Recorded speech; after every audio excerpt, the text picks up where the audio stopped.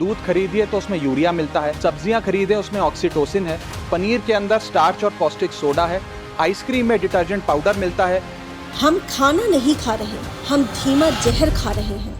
नमस्कार, बेलगाम बंदा के इस एपिसोड में आप सभी का स्वागत है। हम खाना नहीं खा रहे, हम धीमा जहर खा रहे हैं। संसद के भीतर गूंजे ये शब्द किसी फिल्म का डायलॉग नहीं थे, ये चेतावनी थी। और ये चेतावनी दी आम आदमी पार्टी के राज्यसभा सांसद राघव चड्ढा ने। जरा कल्पना कीजिए, आप सुबह दूध पीते हैं, दोपहर में दाल चावल खाते हैं, शाम को बच्चों के लिए आइसक्रीम ले आते हैं। सब कुछ सामान्य लगता है, लेकिन अगर इन्हीं चीजों में चुपचाप जहर घुला हो तो यही डर राघव चड्ढा ने संसद के सामने रखा। बजट सत्र के दौरान बोलते हुए उन्होंने देश में बढ़ती खाद्य मिलावट को राष्ट्रीय स्वास्थ्य आपदा जैसा बताया। उनका कहना था कि मिलावट अब सिर्फ सस्ते बाजारों या गली मोहल्लों की दुकानों तक सीमित नहीं है, बल्कि रोजमर्रा के ब्रांडेड सामान तक पहुंच चुकी है। दूध, मसाले, तेल, मिठाई, यहाँ तक कि बच्चों की पसंदीदा चीजों में भी मिलावट के मामले सामने आ रहे हैं। चड्ढा ने कहा कि समस्या सिर्फ मिलावट की नहीं है, बल्कि उस मिलावट की है जो धीरे धीरे शरीर को अंदर से नुकसान पहुंचाती है। धीमा जहर शब्द का इस्तेमाल करते हुए उन्होंने बताया कि ऐसे केमिकल और सिंथेटिक पदार्थ मिलाए जाना जो तुरंत बीमारी नहीं दिखाते, लेकिन लंबे समय में लीवर डैमेज, हार्मोनल गड़बड़ी और बच्चों के विकास पर बुरा असर डाल सकते हैं। सदन में उन्होंने एक गंभीर मुद्दा उठाया,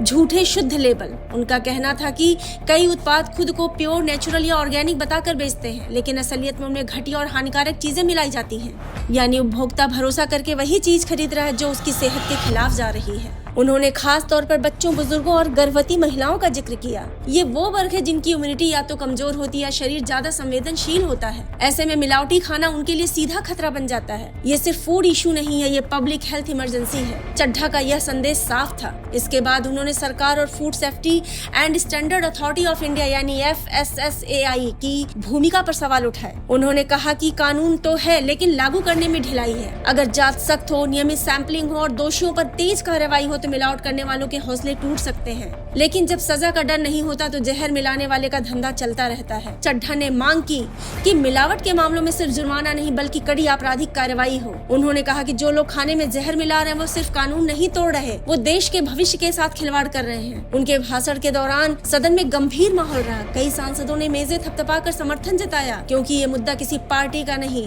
हर परिवार की रसोई से जुड़ा है। आखिर में संदेश साफ था, खाद्य सुरक्षा कोई तकनीकी नियम नहीं, ये जिंदगी और मौत के बीच की लाइन है। जब तक खाने की थाली सुरक्षित नहीं, तब तक विकास, अर्थव्यवस्था और राजनीति सब अधूरे हैं। अब सवाल हम सबके सामने है, हम जो खा रहे हैं क्या वो सच में खाना है या सचमुच धीमा जहर?